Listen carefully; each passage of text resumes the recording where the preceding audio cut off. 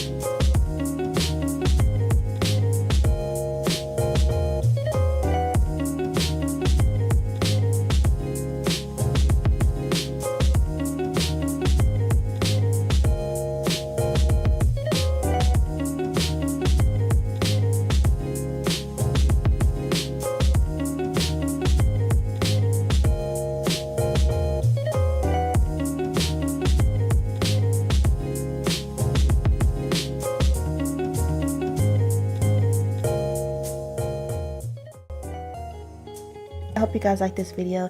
If you do, leave me a thumbs up, subscribe to my channel, comment down below. Thank you so much for watching, and I'll see you in my next video.